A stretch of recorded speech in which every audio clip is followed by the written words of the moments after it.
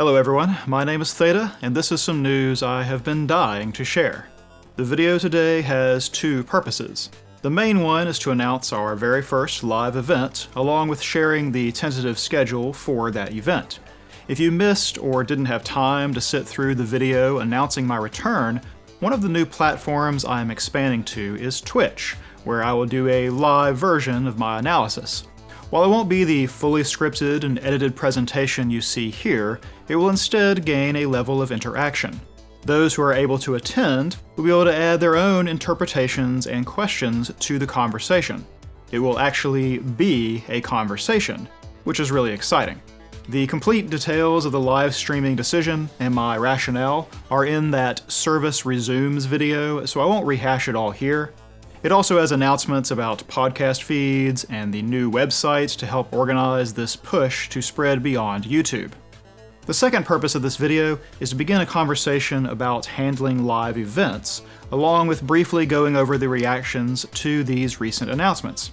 I got an absolute ton of feedback from the Service Resumes video, which I guess I really should expect at this point. I'm going to address a lot of the things people said or suggested in a very general way so that I don't drag this video out to an hour like the other one. No title screen or anything today, let's get right to it. The live event is a go, and it will be June 22nd through June 30th, 9 days. There is also a potential makeup day on July 1st if something happens during that stretch, giving me a 10-day window to do the whole event.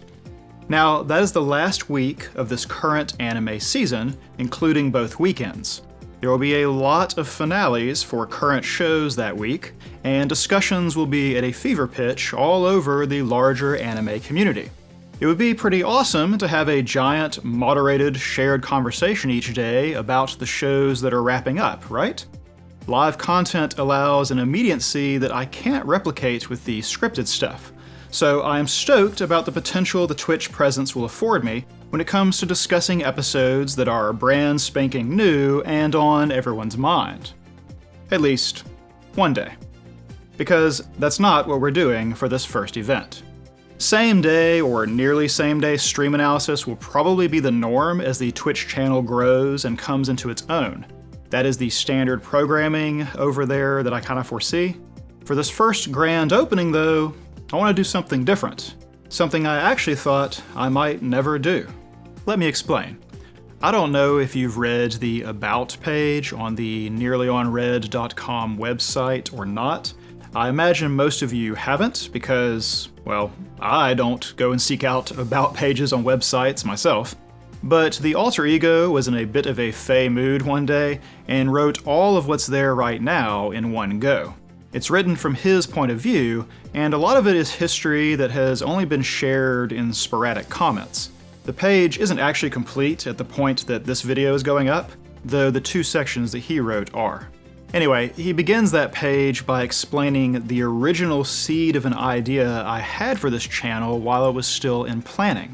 I saw a lot of content out there covering ongoing shows, and a lot of thorough, structured criticism of past shows, but there seemed to be a dearth of exhaustive looks at current anime. It's mostly the reaction or review or personal opinion style content for anything ongoing. I hope to do something a little different, creating a more detailed look at shows on a week-to-week basis. It took me a minute to pull that off, and we've had quite a few hiccups, but the driving intent from the beginning was to favor currently broadcasting series. Thus, while I have floated the notion of doing older or completed shows, it has always been a secondary or backup idea. Something to do one of these days. Regardless, I get a lot of requests to cover older series, and I completely understand. Newer shows run the risk of going off the rails and leaving you with a sense that you wasted your time. I have to be very careful with my selections. Thus, if you already know a show is complete and enjoyable and is worthy subject matter, then it seems like an easy choice. The problem from my point of view is that a lot of shows which are obvious case studies for analysis will already have attracted the attention of those who create that sort of content. I'm not some contrarian who wants to be the only one talking about a particular series or anything like that, But the value that I hope I am adding to the wider discussion is longer, structured thoughts on pieces that don't yet have as much critical representation. For many older shows, I feel like there are some sharp diminishing returns for the value I can add to the existing analysis canon, especially compared to the time required to do them justice. One show frequently mentioned falls quite squarely into this category, and while I always thought it would be nice to talk about, privately I knew that it would take a pretty unique set of circumstances for it to ever make sense. Well, that has happened. The first circumstance was getting knocked offline, and then fretting about the future of my channel, which led to the idea to expand to other platforms and all that. Having the time off, where I am not producing the long stuff each week, was also critical, because switching into live content is many times more demanding than what I've been doing so far. I could not have put in the work to get this ready if things had been going along normally. The second circumstance is timing. In fact, the timing was so perfect that I knew immediately what I needed to do when I realized how things would align. The last week of June is the finale week for a lot of series, but something else happens at the same time. Something arguably much bigger. This Friday, June 21st, for what I believe is the first time ever, the classic series Neon Genesis Evangelion will be available to stream. Netflix is distributing the series worldwide, both the original 26-episode run and the 2 movies which followed it, changed it, and completed it. And we are going to go through the whole thing. The show probably needs no introduction, but just in case, you should understand that this is more than just an older, popular show becoming available outside Japan for the first time in years. Evangelion casts a long shadow indeed. I personally think that it birthed modern TV anime, even though it took several years for the rest of the industry to catch up. Evangelion is also the best-selling anime series in Japan by an absolute mile. It is at once both the Gone with the Wind and Citizen Kane of TV anime. But it has been famously difficult to get a hold of, with no legal versions available outside of Japan since I think 2010 or 11. Certainly no streams. It's likely that a lot of people who have started watching anime in the last decade have never even seen it. So to have not just the whole series, but the movies also brought live together is an enormous event. For all the things that bother me about Netflix and their relationship to anime, this is an absolute win, because their platform has the largest international reach for licensing and subscribers, and it's not even close. Which is to say nothing of their efforts to localize it across so many regions. I can't help but believe that a significant part of the anime fandom will be experiencing and discovering the series for the first time. Longtime viewers of this channel will know this, but I will not choose a series for analysis if there is no legal way to watch it, which for ongoing series means legal simulcasts. Even though my audience is international, I use the US licensing rights as my guideline when making that determination. Not only is that the single largest subdivision of my audience, but those are the laws that I myself am subject to. Unfortunately, this will sometimes leave certain countries out. Thus, this will always be a potential barrier when we visit older shows, and was an insurmountable one for Evangelion. Until now. The fact that I'm in a position to talk about this series at the very moment it is once again on the minds of the fandom, and the moment the series itself is available globally, was too good to pass up. If you have never seen it, I would understand if you had reservations about a series that is 24 years old. If you're used to modern production values and pacing, then you might have discovered that a lot of older anime feel sluggish or cheaply made by comparison, even shows that are otherwise widely praised. You do not need to fear this with Evangelion. Other than the character designs, the whole series will feel very modern. The cinematography, the structure, characterization, the shot composition, and thematic density, all of it would feel right at home today. It won't take long for you to see what I mean when I made the bold declaration that it birthed modern TV anime. So, all of that is why I have chosen this for our first live event, even if I've had to scramble a bit to get my ducks in a row. Now, let's talk about the what. This live event is not a watch-along series. That is, we are not going to be watching each episode together and reacting and commenting live. We don't have time to waste on that. Rather, each day will cover a few episodes of the series, and each part of the show will cover one episode in particular as we move incrementally through the entire work. In other words, you will need to have watched the episodes yourself before the show goes live each day. This is the reason I am not beginning until the day after it is released globally. The limiting factor on these shows, and basically on any live event I do, is biological. My voice does not last. I know this from what is now hundreds of hours of recording content for this channel. 3 hours is about my max before I need too many breaks to make a live stream feasible. In the future, if we take a similar look at an older series, I would probably intend to do just one episode a day, which is what a lot of communities use as a guideline for any coordinated rewatch. Evangelion could certainly benefit from this much focus, but at this point, I myself don't have enough time. This week with 2 weekends on either side is all the work I can miss. So we have to get through the whole thing in those 9 days, with the 10th day as a backup. Since my voice doesn't last, we have to be very deliberate with our schedule. This is why we can't waste time watching it and reacting together. Basically, we can only spend about 1 hour per episode.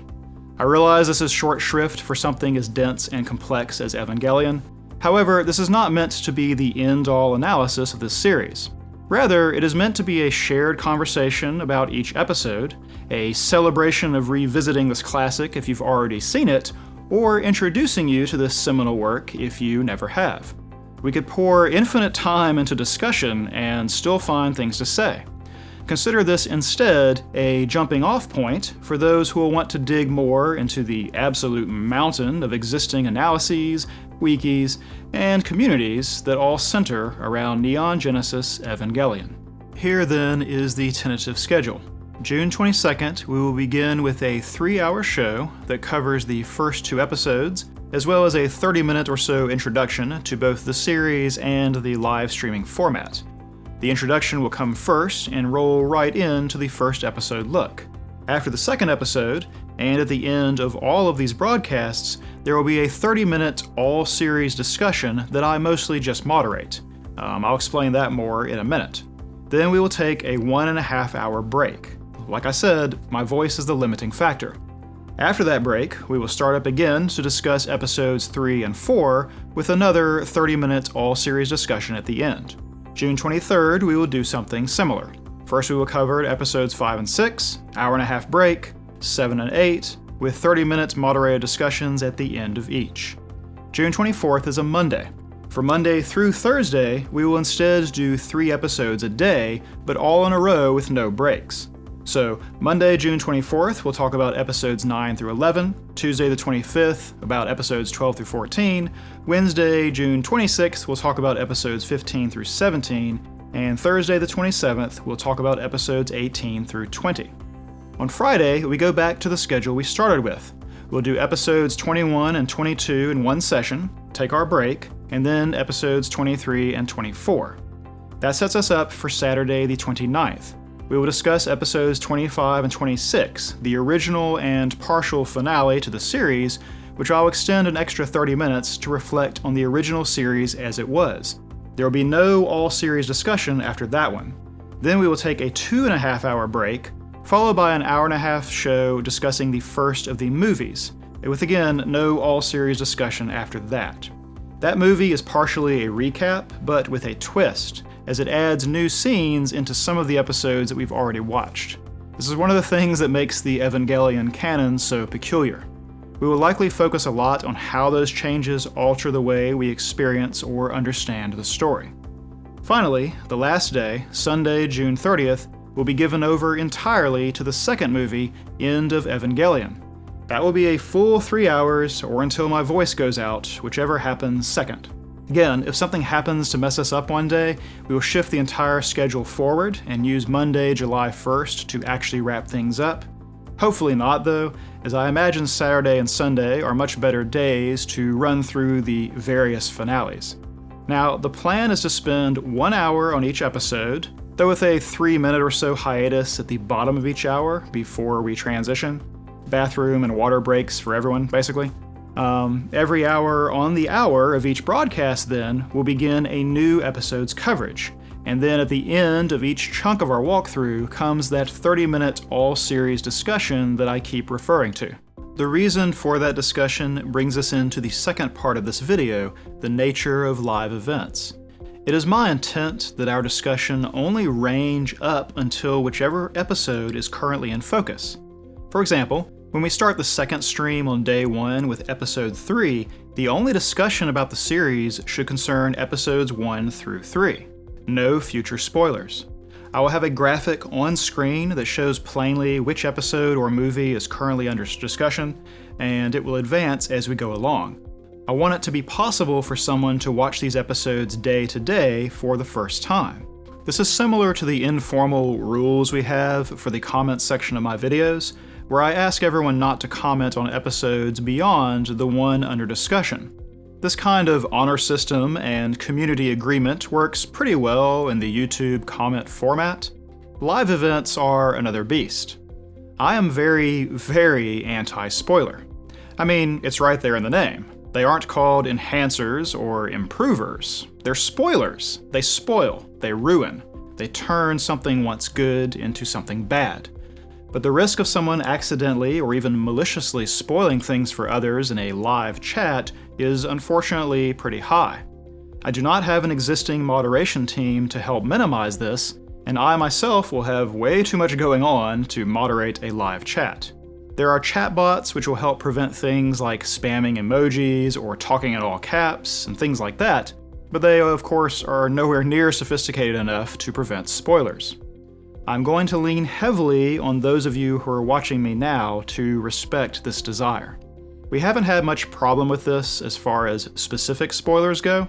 However, I want everyone to be cognizant of indirect spoilers. Saying things like, just wait until this character shows up, or I can't wait until we get to this arc, or any other obscure hint about the future story are still spoilers. They still alter the way someone is experiencing the current part of the story. Something that seems innocuous to you can still impact someone who doesn't know any more than what they've seen. I urge you to curtail this type of commenting as well. Now, one of the things that is likely to happen is that people on Twitch will wander into these broadcasts with no prior experience with me or my content or these expectations. The browse functionality on the site will only show streams that are live at that moment, and it will also show the number of people currently watching that stream. Just as we often judge the worth of a YouTube video by its number of views, the first impression of a stream on Twitch is often based solely on the concurrent viewership. It's a fast metric to try and find something that might be worthwhile to check out. Because of this, even a couple dozen of you watching my events will intrigue new folks to tune in. They are not going to know how I feel about spoilers or about analysis in general. I am hoping those of you who attend will be understanding and welcoming, but will also gently help reinforce the prevailing sentiment we have over here. You guys are truly, truly excellent, but I know already that some of the Twitch crowd will pull the conversation the other way given a chance. I'm really hoping you can help me influence the chat to more closely resemble what we have over here.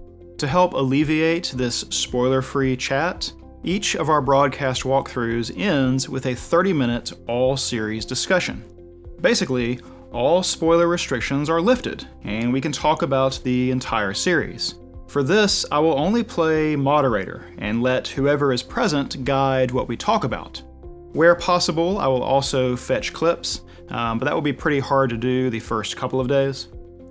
Anyway, people watching it for the first time can simply dip out during these all-series discussions. I wanted to have them after each session so that you can discuss new thoughts which occur to you as we go along, but also because I know that not everyone is going to be able to attend all the events. Thus, if you can only make one or two, I still wanted you to have a chance to talk about the series as a whole. Again, I will have no agenda for any of these, and will take the lead from whatever those present want to talk about. I hope this will help make up for the unfortunate exclusionary nature of live streams, and how they fit or don't fit into your schedules. Speaking of which, in the Service Resumes video, I asked people to go vote on their preferred time slot for this event by following the channel at twitch.tv/nearlyonred during their preferred time of day. I get notification emails from this process so I can see clearly when each of you follows. Around 230 or so of you did, which is frankly amazing and really exciting. I have the results from this vote, and it is going to form a tentative broadcast time for our series. Basically, there are 4 main peaks of voting. Comparing this against my YouTube metrics reveals a pretty similar pattern. There is a peak in US early afternoon EU primetime, a peak at US primetime and EU late night, a peak at US late night, which I think is also influenced by our friends on the west side of the Pacific. Then finally there is one at US early morning, EU afternoon. That is roughly the order of their popularity as well. I'm going to list the times I intend to broadcast in a moment. However, if you have not yet followed the channel and feel strongly about another time slot, please go follow in that time slot. If you have already voted via follow, then you should know that you can't change your vote. What I mean is that if you unfollow and then refollow, I don't get a new notification or email. Maybe this is some kind of anti-spam feature built into Twitch, but I tested it out and I only get a notice from the first time you follow. If there is significant new follows around a different part of the day, then I am open to changing the schedule. For now though, here is the plan. For days with 2 broadcasts, which is almost half, the first part will start at 1600 hours UTC, which is 9 a.m. Pacific, noon Eastern, 6 p.m. Central European Time, and 1 a.m. for Japan Standard Time. I am sorry to our friends in the East. The second part on those 2 broadcast days will begin at 2000 hours UTC, which is noon Pacific, 4 p.m. Eastern, 10 p.m. Central European Time, and 5 a.m. in Tokyo. Please note that the very first broadcast this Saturday will start 30 minutes earlier to cover the introduction, so 8:30 a.m. Pacific, 11:30 a.m. Eastern, 5:30 p.m. in Central Europe, and 30 minutes past midnight in Japan. This way, each individual episode's coverage will always start on the hour. On the days of the single broadcast, the show will start an hour later than the first broadcast on the double days, UTC 1700 hours. It will be that way Monday through Thursday and the final Sunday. That works out to 10 a.m. Pacific, 1 p.m. Eastern, 7 p.m. CET, and 2 a.m. in the land of the rising sun. I know this will exclude some people, though hopefully ranging over both weekends and weekdays will make it a little bit easier. Unless there is a lot of new people following today and tomorrow at a different time slot, then this is what we're going to try for our initial broadcast. It's honestly earlier than I would like personally, but I want to accommodate as many of you as I can. I will publish a full schedule with days and times and content on the website at some point, and I will probably make a panel on the Twitch page explaining these things as well. Now, that gets the main part of this video out of the way. The last thing is about everyone's feedback that I requested in the Service Resumes video. I make a lot of decisions on this channel based on your input. I crave it just like I crave your discussion of the series that we cover. Aside from the general announcements and people's comments on them, I had asked 2 main questions: what people thought about a future Discord server, and what we should do about the interruption of Promised Neverland. Reactions were mixed for the Discord server, though I think a lot of people's feelings on the matter are colored by past experiences, both good and bad. After a lot of back and forth and input from the more experienced, I think the tentative plan is to create a Discord server somewhere down the line, but not in tandem with Twitch going live. While I want to help foster a community where those of you who like more involved discussions can do just that, Discord is perhaps more importantly a place to gather like-minded people together. There's a lot of potential for crafting a good environment that allows people to find others who want rich discussion for shows current and past, and to change the server makeup itself in an ongoing way to accommodate the main channel. But there's also potential to simply make a good space to hang out and chat idly with those who share your interest. To figure out exactly how to walk that balance and foster such a place, it's going to take me some time. I've had some generous offers of assistance, as well as a lot of examples of existing Discord servers to check out so I can see what is working well. I welcome any other suggestions you may have on this front. We'll return to this idea of a Discord, but somewhere down the line when I have gathered more input and expertise.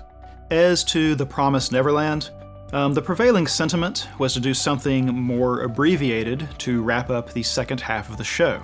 There are a lot of suggestions on exactly what form that should take, but overwhelmingly, people were in support of either less or shorter videos than the missing 6 full analyses, just so long as something was done to keep it from being left off so unceremoniously.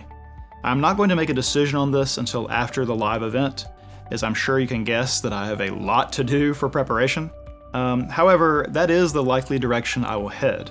Thank you for sharing your opinions on dealing with that unfortunate chapter in the channel's history.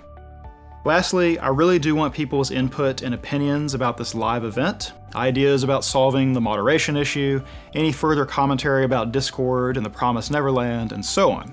For example, I'm thinking of marking my stream as mature because of some of the imagery in Evangelion, but is that something I should worry about?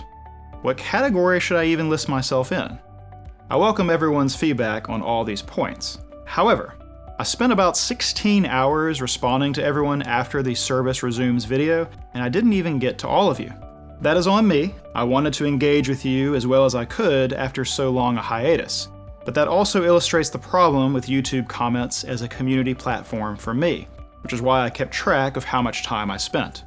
16 hours gets us more than halfway into the next Land of the Lustrous script. 16 hours lets me watch 2 entire one-core series so that I can talk about them with you.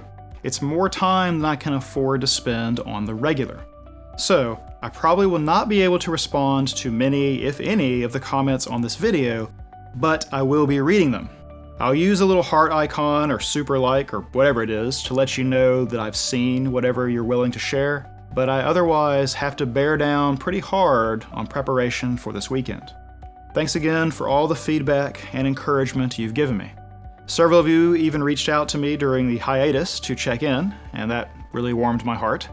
I hope you're excited about this first event like I am.